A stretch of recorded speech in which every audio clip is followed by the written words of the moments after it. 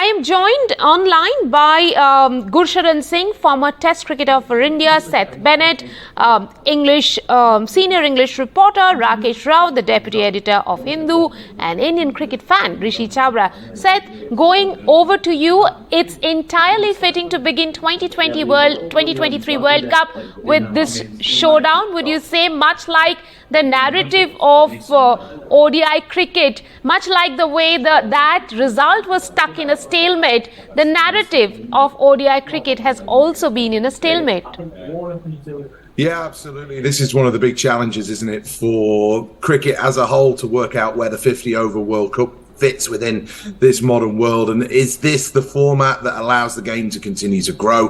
Is this the format that allows the game to continue to thrive? And what better than a repeat of the last final to start this next World Cup? Two teams that play a really exciting brand of cricket. Two teams that might not be quite there come the end of all of this, just because of the challenges of the conditions and the quality of the other opposition as well. But for England, the defending champions, to start in this first game against New Zealand, well, it's not quite poetic justice, but certainly it is poetry of some kind. Gurusharan, I will have to come to you and talk a little bit about England, the team that's starting out with New Zealand, the first World Cup game. Both the teams have new captains, but so far as England is concerned, given the form that they have been in, would you call them or not call them as one of the tournament favourites?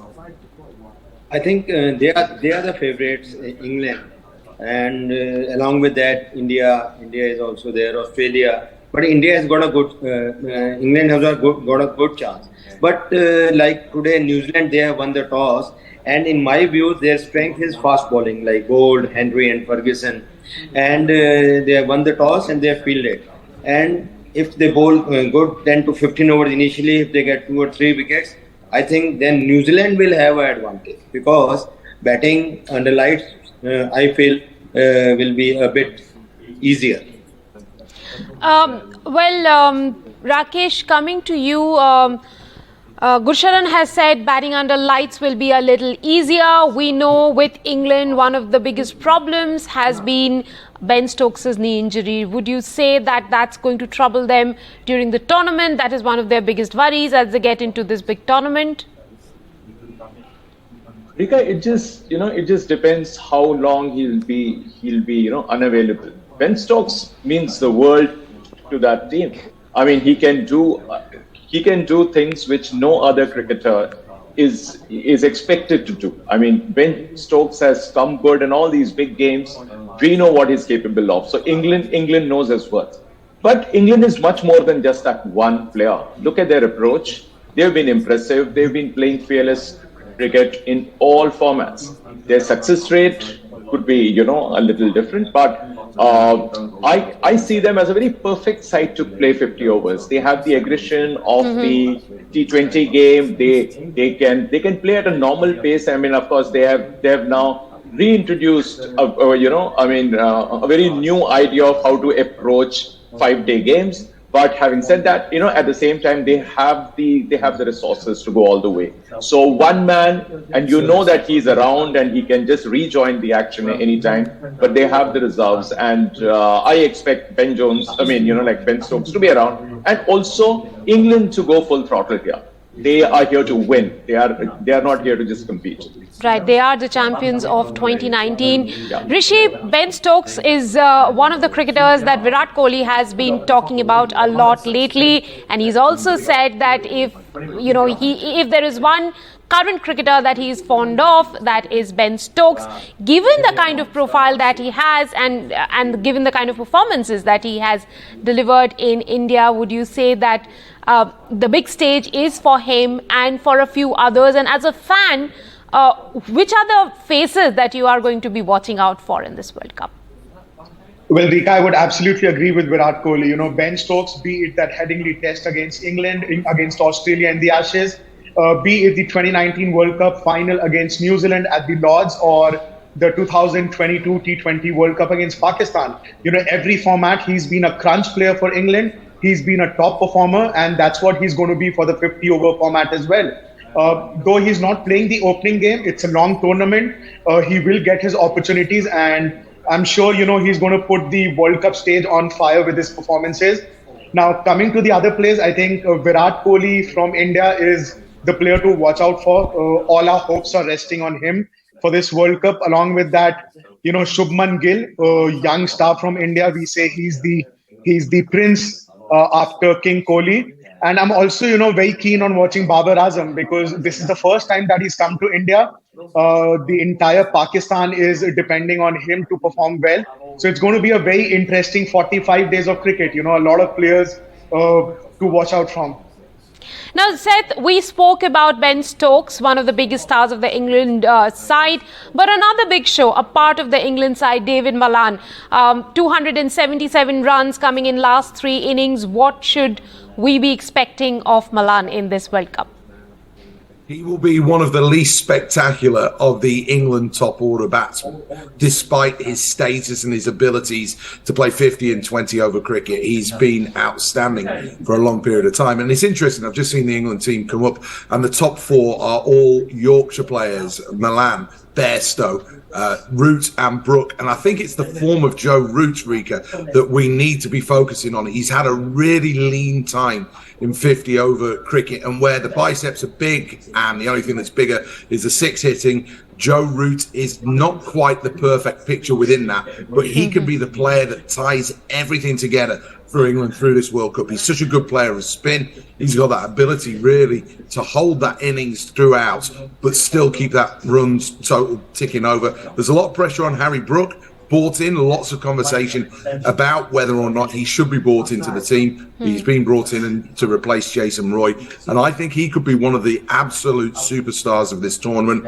Great experience as well in Indian conditions, and I think he could be the one that everybody will be looking out for come the end of this. Right, we will be looking out for those names, and some of those names, as Seth mentioned, are also IPL regulars. Gurusharan, coming back to you and really asking you about the Black Caps.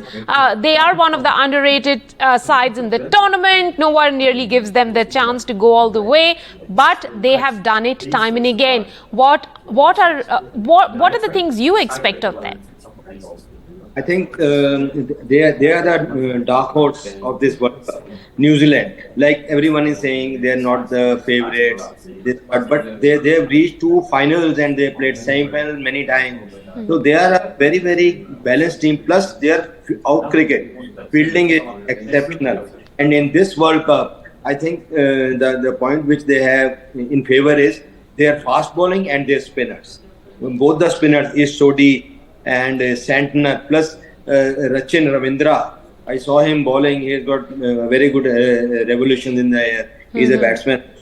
Plus, I think bowling is an advantage for them. If they get any team get out early before 250 or 230, then they have got a good chance of chasing. And plus, if Kane Williamson, whenever he is fit, he is a very important part. He cog should in be the fit. wheel. Yeah, he is going to be a crucial cog in New Zealand's wheel. And Kane Williamson, mind you, a lot of these New Zealand players, once again, are IPL regulars, and they would like to do something spectacular in India.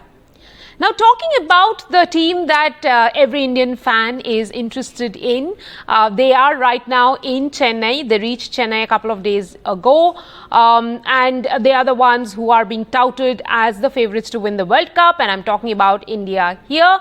India is the second best team after Australia when you look at the World Cup history. Gurusharan, coming to you, do you think reputations on a big stage like this count, though India is the #1 ODI side in the world today? Actually, you see, all the 5-6 teams, they are exceptional. India, Pakistan, South Africa, New Zealand, Australia and England. So in my views, any one of them can win the World Cup because we are playing on good batting wickets. Like what he said, the ICC has made it compulsory to have little bit of grass on the pitch, and the pitch will be the same for all the team. Whoever adapts better on that day, I think they will win the World Cup. But it will be I think, very, very closely fought World Cup this time. Gurusharan says it will be a closely contested World Cup. Rakesh, India has won the last two ODI series, getting into this tournament. Is that an indication of the team coming together? Yeah, I'll definitely take that because the way the team appeared just before the Asia Cup, it looked undercooked, it looked underprepared, didn't have that kind of confidence. The guys hadn't played enough. There were too many changes in the side, and all these guys coming together and for a winning cause. I think that really helped. India winning the Asia Cup also helped. It was not just how they played against Pakistan or how they played against Sri Lanka. No, but it was like returning with a cup. I think that helped. Number two, when you say that whether the Indians are up for it, like right now, I would like to just hang on because for the simple reason I'll wait because what we have done in the last two World Cups is we have played the league part brilliantly. I remember in 2015 we bowled out every single team. Now all that looked great, but the point is, how do you play match number 10 and match number 11 if you get there? That means you have to first do enough to be in the top four. I'm not saying you top the group. That's not needed. But once you are there, do your best in the last two. So peak gradually. There's no need for you to peak early and then come down. No, I think it is too early for me to say which four teams. Of course, I know my teams, but I'd rather tread slowly, carefully, and then say first be in the top four. It is like shooting. First qualify for the final before we talk about, medals. So for me, but be there in the top four and then come good. That's an interesting comparison that you have drawn to the sport of shooting, like first get to the final, first get to the knockouts and then fire at your best. Rishi, would you say Ashwin's selection at the last moment, it was quite magical and does that add to India's advantage? It does, Rika, because, we were missing an off spinner. There was a lot of talk when the initial squad of 15 was announced that India should have had an off spinner. And given the fact that a lot of other teams have left-handers in their squad, Ashwin would, be very lethal. And especially the kind of experience and, the number of matches that Ashwin brings to this team is very crucial for the Indian cricket team. He's played a lot of red ball cricket, white ball cricket. And we saw that, in the Australia series, he was very, lethal with his spin bowling. And he's also a very handy batsman. He can think very smart. He's a very smart thinker. So all that is going to add to the, benefit and advantage of Rohit Sharma in this 50 over squad. And the kind of pitches that we're playing, especially, Delhi, Chennai, I think Ashwin is a sure shot starter in the playing 11. Right. Ashwin definitely will have, perhaps will have the final word. Gurusharan, the ODI format of the game has gone through a lot of evolution in the last few years. We are having two World Cups separated by a pandemic. The format had been hit during the pandemic. Not many teams have really in this World Cup have the idea or maybe the understanding of a World Cup of the middle overs in a World Cup stage. Would you say the middle over strategy for the teams will become key in this World Cup? You're absolutely right. In my views, whichever team does well in the middle overs, like from 11 to 40 overs, that team is going to win, because in that over you have to take wickets, and in that whichever team has got good spinners and they have good one or two like Bumrah or Trent Bolt, like this team will have more advantage. And middle over are very, very crucial, whether you are batting or whether you are bowling. When you are batting, you should not lose many wickets and go for around 5 and over. And when you are bowling, the wicket taking is very, very important. For that, I think you are absolutely right. Plus, I think initially first 10 overs also very crucial. Whichever team gets early wickets, it will be a help to them. Suppose any team takes 2 or 3 wickets, then in the middle over it becomes difficult for the batting team to make a recovery. Yeah. Right. Well, Rakesh, we've spoken about the positives pretty much, what really makes India favourites to win the World Cup. But talking about chinks in the armour, would you say the batting right-handed heavy approach and a long tail are two perhaps significant chinks in India's armour? Yeah, I think I've already said this on so many occasions, Rika, that our trouble is that we don't have all-rounders. We don't have genuine all-rounders, as many as we had in, say, 1983 and 2011. And both these occasions, we had batters who could bowl, there were bowlers who could bat. This time, you have a long tail, and that's why I maintain that instead of having a Shardul Thakur or a Ravindra or an Akshar Patel, I'd rather have an Ashwin. He is one of those cricketers who seems to be cricket-wise, he looks far more intelligent to me. Right. And his approach is pretty cool. And if anybody has any doubt about how calm he can be in tough situations, revisit that MCG's, the last two deliveries. So what I'm trying to say is, you need him in the team. And having a replacement for Ravindra, if you're looking for Akshar to replace Ravindra Jadeja, that luxury we don't have to have. We can definitely have an off spinner, and no need to go with three left-arm spinners, though of course each one is slightly different than the other, but not at the expense of not having an like an off spinner. So yes, but then again, if you can't win a match with eight guys who can bat a bit, don't expect Shami and Bumrah to wield their bat and take you home. That is what I'm trying to say, that if you have invested, when you talk about 35 plus first-class teams, where you have more than, 35 genuine wicket keepers, more than 70 genuine openers, you still make a wicket keeper open, you make a batsman wicket, keep. We have all kinds of combinations. That's where I say that when we talk about cricketing structure in this country, where you ought to have a specialist for the job, we still don't do that. We still compromise by making a reluctant Rahul Dravid to keep wickets way back in the 99 World Cup. And then again, now you have a KL Rahul being made to keep, whether he likes it or not. And when you have Ishan around. So what I'm trying to say is, this is a hodgepodge. But then you spoke about the combination. Yes, this is what we have got. And I think we can still do it. Right. Yeah. Just before we sign up on the discussion, Rishi, one quick question. India versus Pakistan, the biggest draw of the tournament, perhaps. Which other matches are reason enough to call in sick at work? All 9, Rika. I'm planning to attend all 9 games as of now. But, every single game is going to be important if we have to make it to the playoffs. But after India-Pakistan, it has to be India-New Zealand. New Zealand has been one team in the past that has troubled India in the playoffs.